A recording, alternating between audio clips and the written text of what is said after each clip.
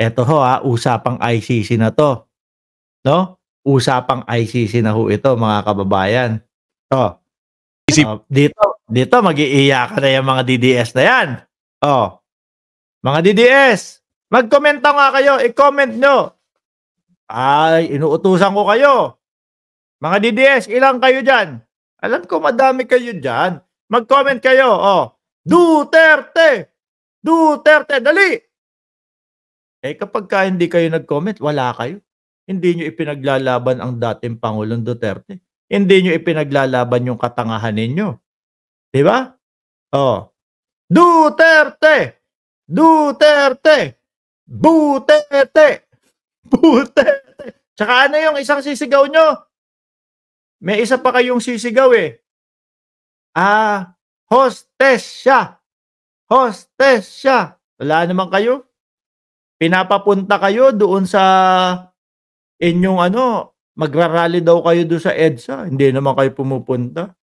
O eto na, mag-iyakan na kayo. O. po ito. Justice to kayo. Pero hindi ko lahat napanood. Ganun.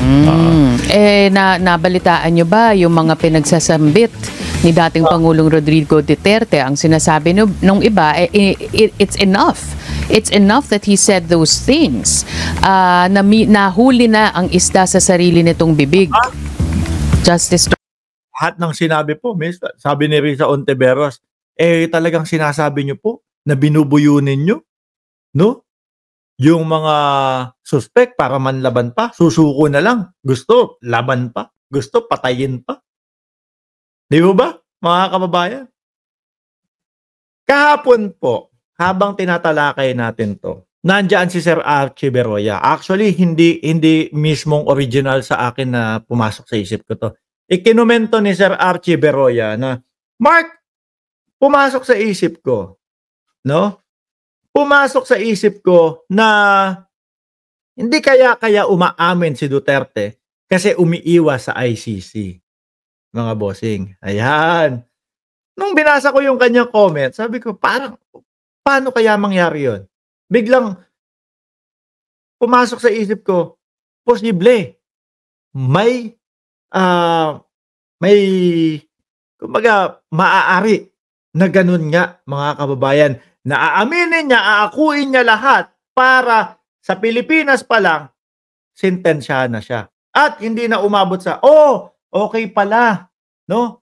Ang gobyerno ng Pilipinas. Kasi, kakasuhan nila si Duterte dahil umamin na. Ayan. So, kapag sa Pilipinas po, mga bossing, at ang ating gobyerno o kung sino man ang posibleng magkaso kay Duterte sa Pilipinas, syempre katandaan na ho niyan, mga kababayan. So, ang sasabihin niyan, mga boss, matanda na ako. Since umamin na naman ako, hindi na kailangan ng ICC. Dito na ako ikulong sa Pilipinas. Dahil matanda na ako, wait lang. Hospital arrest nyo na lang ako. Di ba? Pwede yun sa Pilipinas. Di ba? May mga sisimpatya dyan. Sige, hospital arrest na lang si Duterte. House arrest nyo na lang ako. Pero po, pag natuloy sa ICC, walang nagkakaso, walang nagsasalita, gobyerno hindi pinapansin, rekta ICC. Diyan po papasok ang International Criminal Court, mga kababayan. Pag tingin nyo, pag nakarating doon sa ICC yan, makaka-request sila ng hospital arrest? Makaka-request sila ng house arrest? Tingin ko wala. 'Di ba? Sabi ni si Archie Beroya, pag dito kasi siya na-convict, pwede siya mabigyan ng house arrest. Dami pa niyang supporter sa Senate. Di ba? Tuloy ho natin to. Tama yun. I agree with that. Pero sapat na ho ba yung justice na dahil yung hinihingi ng mga iba, katulad ni Senator Chis, dapat sampahan ng kaso sa mga lokal na korte natin sa halip na sa ICC. Napansin niyo po ang gobyerno natin, mga kababayan. Kumbaga, okay lang, wala lang. Bahala kayo dyan. Siguro, gusto nila, hindi kaya ng gobyerno. No? Pasok na. Pasok na ICC. No. Sabi ni Dodsky Typhoon, "Hoy, tumahimik ka." Di na po ako magba-vlog. Di na po ako magba-vlog. Tatahimik na po ako. Kasuhan nyo. O bakit naman ako magkakaso? Nagba-vlog. Nanggigigil ka na. Kasuhan nyo. Di takot si Tay Degong. Makulong. Bisaya kami. Putak ka ng putak. Wala ka namang ambag sa bahay. Uy, meron. No? May mga negosyo ako dyan sa Pilipinas. Nagbabayad ng tax. Yun. Uy. Baka ikaw tambay dyan. Wala kang bayad. hindi daw po. Oy, natandaan nyo ha, mga Bisaya daw po sila. Hindi ako agree dyan. No? Alam mo, doon sa Kabisayaan, sa pangunguna, ni Governor Gwendolyn Garcia, ayaw kay Digong. Kaya wag mo nilalahat yung mga Bisaya na gusto kay dating Pangulong Duterte. Hindi lahat. Hindi lahat. Okay? So sabi, putak ka ng putak, wala ka namang ambag sa bayan. Alam niyo po, pag dumadating, Dodsky, pag dumadating, yung revenue, nitong vlog namin, kaltas ang tax agad sa amin. Paano yun? Ambag yun Di ba? Tapos mababalitaan natin, yung mga ginamit daw na reward para sa reward system, galing daw sa confidential fund. Sabi ng Kongreso yun. Saan galing yung confidential fund? Sa tax ng bayan yun, di ba? Sabi ni Saldi Santa Rita, ako Bisaya pero ayaw ko sa mga DDS. Nilalahat game. Well, yung sinabi niya sa hearing, plus yung affidavits, mga testimony nila Las Cañas, ni Matubato, yun ang pwede. Dapat pagsama yung dalawa. Pero yung sinabi niya lang during the Senate hearing, sabi ni Willie Signa, noon naniniwala ako sa ICC, pero panaginip lang yata yan. Huwag kang mag-alala, sir. Kung si Kibuloy, ganyan din yung sinasabi. Sinasabi nyo, Mark Ramos, nahuli na, huhulihin na. Malapit na mahuli si Kibuloy. Saan po nagtapos ang istorya kay Kibuloy? Nandun po sa Oblo, mga kababayan. Di ba? Sabi ni Elena, kaya hindi nakilos ang DOJ. Hahayaan ng Marcos admin, pumasok ang ICC. Yun ang nakikita naming mangyayari sa mastermind ng EJK. Yan po ang gusto kong puntuhin, ma'am. Ang talino nyo po. Yan po ang gusto kong puntuhin. Kasi pansin natin, ang DOJ, wala lang. Bahala kayo dyan. Siyempre, isipin ng ICC, naku, tingnan mo yung gobyerno ng Pilipinas. Hindi kumikilos man lang para arestuhin si Duterte. Kaya si Duterte umaamin na para stop na. Dito na tayo sa Pilipinas. Tanggal na yung ICC.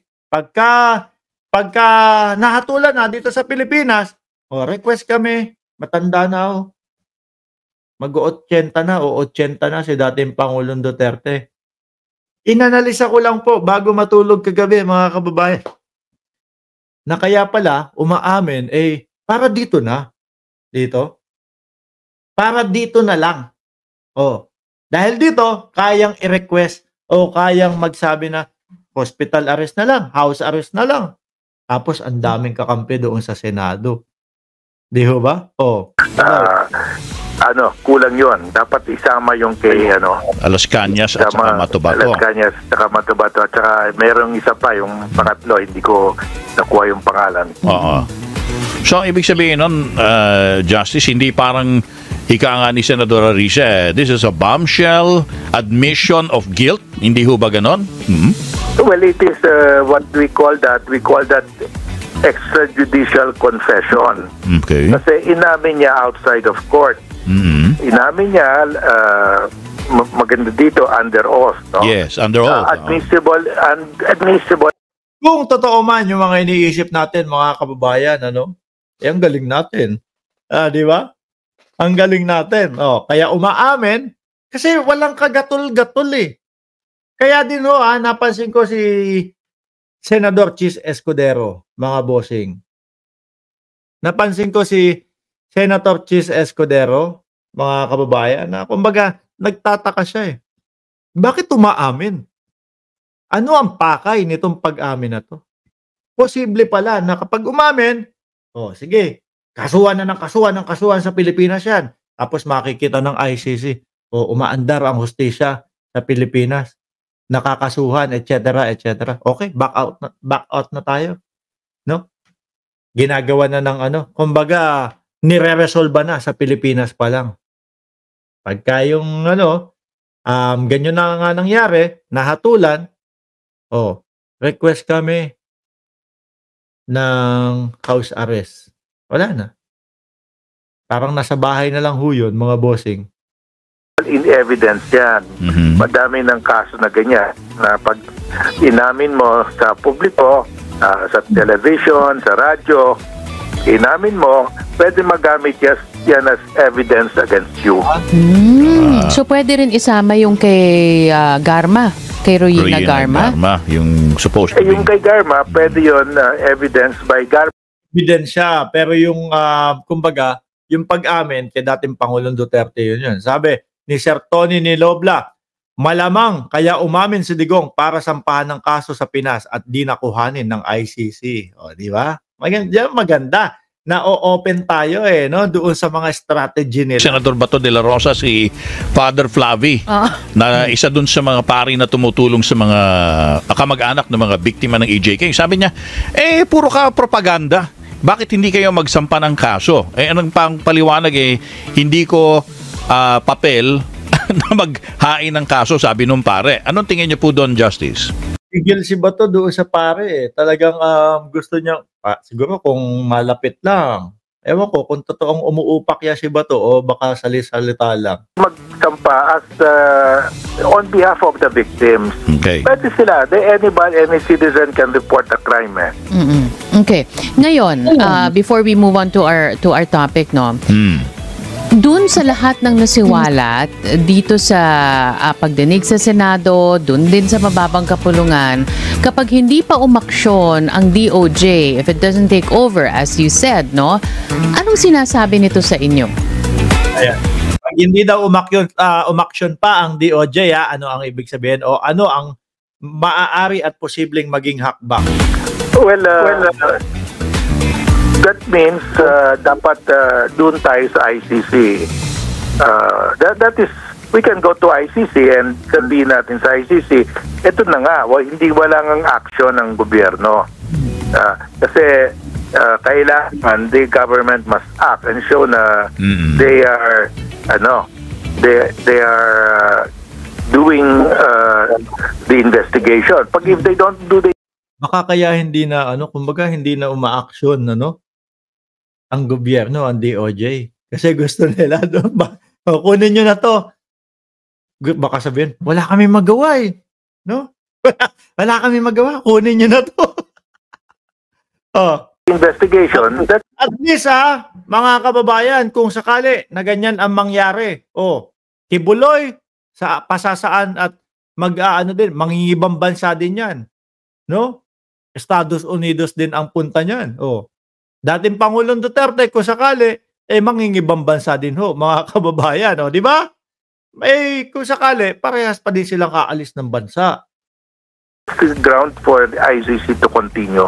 Ngayon, kung halimbawa, di ba, umaksyon ng DOJ, sinampahan ng kaso ang dating Pangulong Rodrigo Duterte, ano ngayon ang mangyayari sa ICC? Pwede ba itong itigil ang kanilang proseso at sabihin na ay umaandar, ay meron palang prosesong nagaganap? Justice Tony. Ang pwede nilang gawin, pwede nila i-suspend at saka tignan nila kung talagang authentic itong prosecution sa Pilipinas kasi kailangan authentic yung prosecution genuine so pwede nilang hintayin muna pero if they will not di ba mga kababayan, simpleng-simple, wag nang gumalaw ang DOJ mga kababayan, para lalong magsiiyakan ito Walang magawa. Aminado na walang silbi ang DOJ. Kaya mo na. Sabihin mo nang walang silbi. Importante. Para roon. O, di ba? Baka mamaya, strategy lang yan. Siguro, iniisip ng DOJ, problema pa natin yan eh.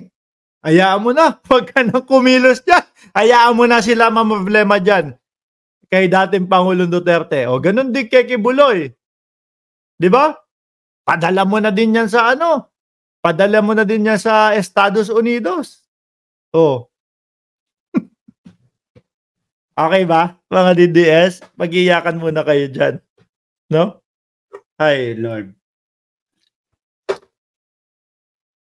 Paano pag ganun yung nangyari kay dating Pangulong Duterte?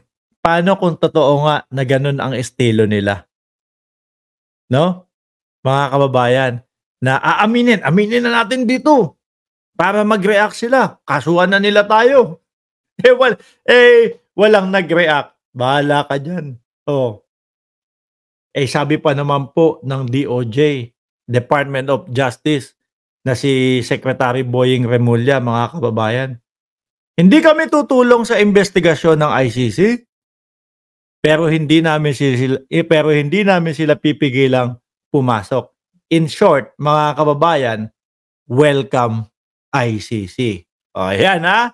O, mga boss, chief, amo, sir, mga DDS, punasan nyo yung mukha nyo, baka nagluluha ang kayo dyan. Sige na, titigilan ko na to. Alas 11 na ng gabi dito. Okay? Tigilan ko na to. Walang iyakan. Ha? Maraming salamat po at God bless po sa ating lahat. Sabi ni Pinoy Epic, Lord, pamasko mo na sa amin tong ICC. Diyos ko po. Kapag lahat tayo humiling ng ganyan, baka pagbigyan yan, di ba? Ma'am Chris Rose, paalam po sa inyong lahat.